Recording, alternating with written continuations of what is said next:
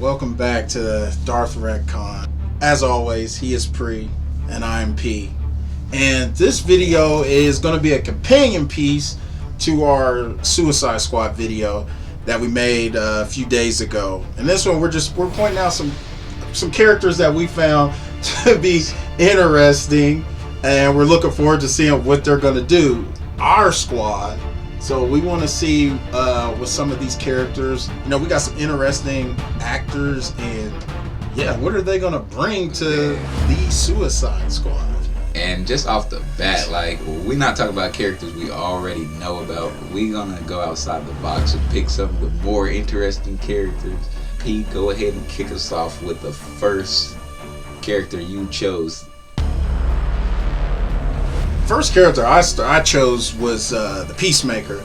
And the cool thing about the Peacemaker is if you're familiar with Watchmen, which is one of my favorite, the comedian they say is loosely based off Peacemaker.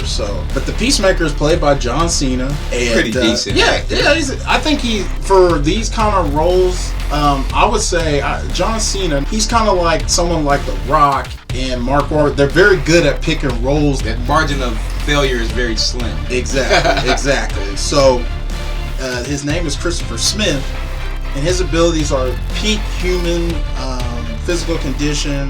He has body armor. He has a jetpack. He has a communications helmet, so he has this special helmet that he wears.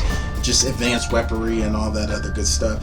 Now, the cool thing about his character is he's a pacifist diplomat, but he's so committed to peace that he's willing to use violence.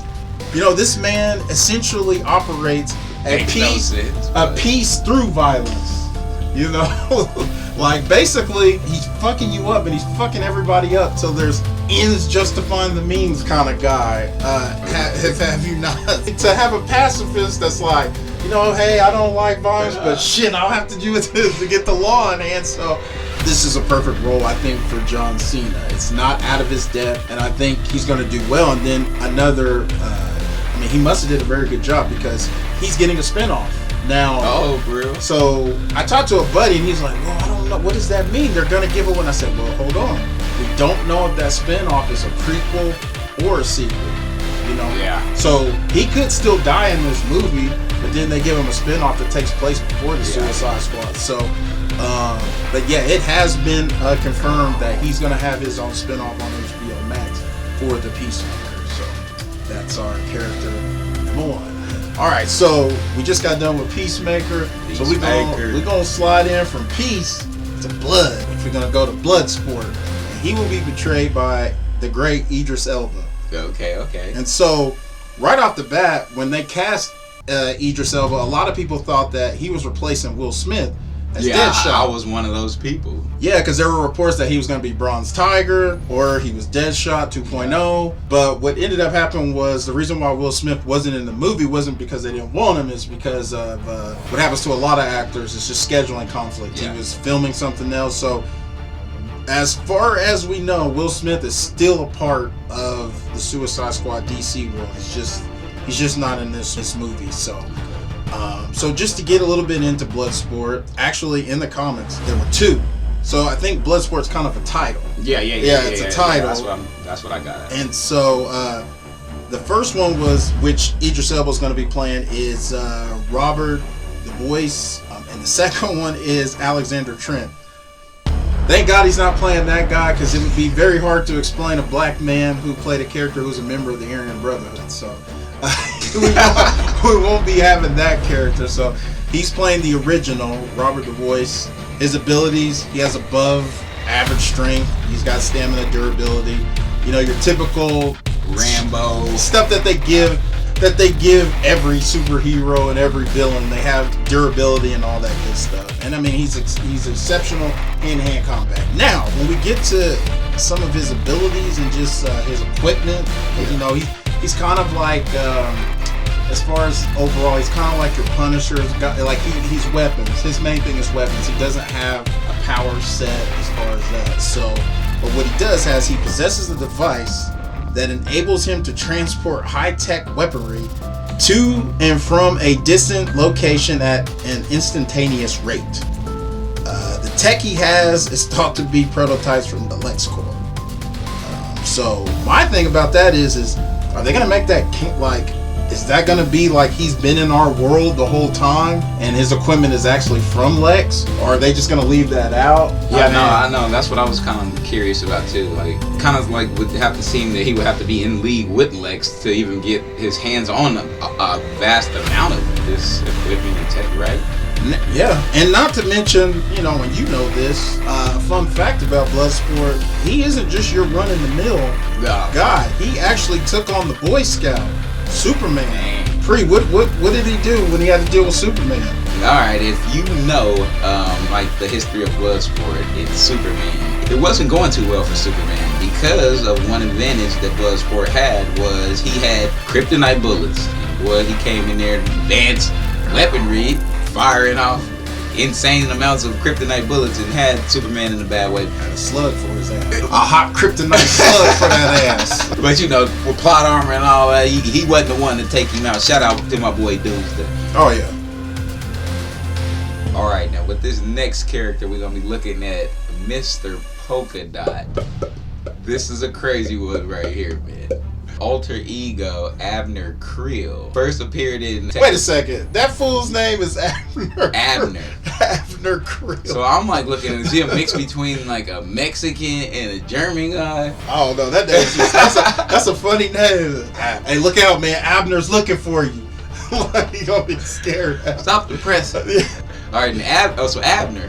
Now, Mr. Polkadot first appeared in Detective Comic 300 as this villain who picks his crimes off spots and dots around Gotham, which makes no sense, but to each his own. In this movie, he's obviously been detained and he's in the Suicide Squad, so Batman dealt with him. And this guy's powers are just kind of like the strangest that I've ever experienced in just a superhero world. Like, because he's covered in polka dots that aren't like sticking out or anything. Like, and he could pull them off of himself, throw them, and change them into devices. So it's kind of like a mind fuck just right there. I think some of those things would just be out of this world. You know, who knows? These guys were probably on kinds of acid and stuff. Yeah, that is an acid cure, right? Yeah, because Polkadot Man seems like some dude was doing some LSD and but I will say maybe his polka dots would be some kind of tech. No, yeah, it's definitely it is tech. It's like he has flying bud saws. Like, well, I'm just saying, like now, like if you know, like it'll be they gonna upgrade. Yeah, for sure. It's gonna be some kind of I tech. can't wait to see like what it's gonna look like. But that's what I mean. Like he has like one of like his old powers was like he has like a black hole polka dot. So like he can throw the polka dot and it's like a teleportation polka dot. Like so that'll be interesting to see. You know what I'm saying? So I'm excited about Mr. Polkadot or the Polka Dot Man, whichever you want to call him, or Abner. But yeah, the Polka Dot Man. Okay, the Polka Dot Man, and on to the next. Alright, so we just finished up with the Polka Dot Man. So now we're just gonna stay in the world of Batman a little bit longer, and this time we're gonna be touching base with Savant, who is the character is his name is Brian Durlin, and he'll be portrayed by Michael Rooker, who is a James Gunn regular. Like if you've ever seen any other James Gunn, he'll be like Slither. He played Yondu in Guardians of the Galaxy, so like he's a you might not always see his face, but he's been around. Yeah, he's always in James Gunn's movie. Just think of how Robert De Niro and Marty Scorsese, like, you know, there's certain people who work with certain people, and so but back to his character. Interesting backstory. You know, the character, he's a trust fund kid, so you know he's a rich kid who decides, hell, you know what would be cool? I'm gonna move to Gotham and become a vigilante. Well, if we all know how things work, we know who runs Gotham in the vigilante circles there. That would be one, the Dark Knight, Batman, aka Bruce Wayne. So you know, he attempts to be a vigilante. It doesn't go his way. Batman ain't having that. He ain't having that shit. He tells him straight up, nah, you're done here. You can't do it, because one of the things Batman didn't like was he was very reckless and he wasn't looking out for safety of others. Like, he was trying to stop crime, but hey, if you was killing people, if you was an innocent, if you was an innocent bystander, you just have to be wrong place, wrong time. and if they just play him where the cards may fall. He's like Homelander.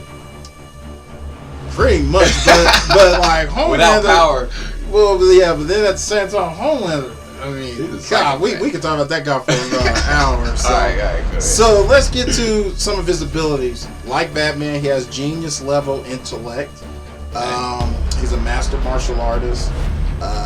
He's a computer operations multilingualist. So like, he's pretty much now. I don't know. I'm pretty sure Batman speaks multiple languages. Basically, I just read off Batman. That's basically a weak Batman. Yeah. And so, but something I found out is like, he exhibits forgetfulness. That's what it was saying, like due to some chemical imbalance that he has, and so he forgets a lot of things. I don't know if they're gonna. I doubt they use that in the movie.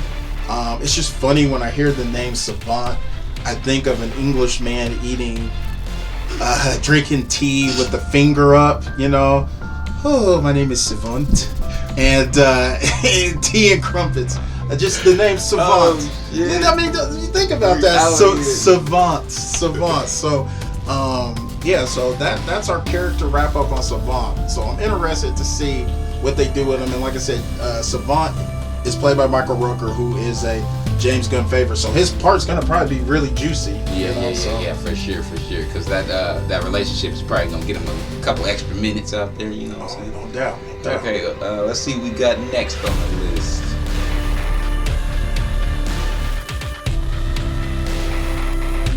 The Detachable Kid.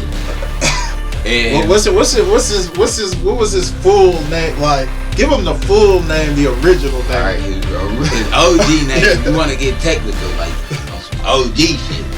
You gotta start calling him by Arms Fall Off Boy. You know what I'm saying? Sometimes he like walk around in buggy.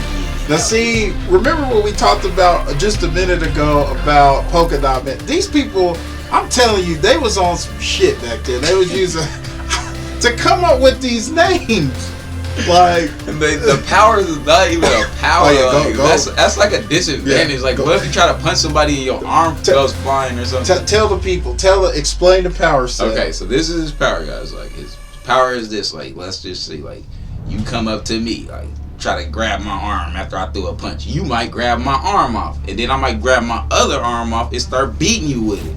Like, that's his power in a nutshell. I'm telling you, man, there was a bunch of people sitting around high as hell, drunk, and coming up with superhero shit like, well, you know what would be cool, man? For real. You know it'd be cool, man, if you like pulled your arm off, but then you could use the other one as a weapon. What if you had like a friend that didn't have an arm and actually like did it and it worked like really well? So it's like, man, we gonna put you in the comic, bro. Like you show some exuberance with that. There you go.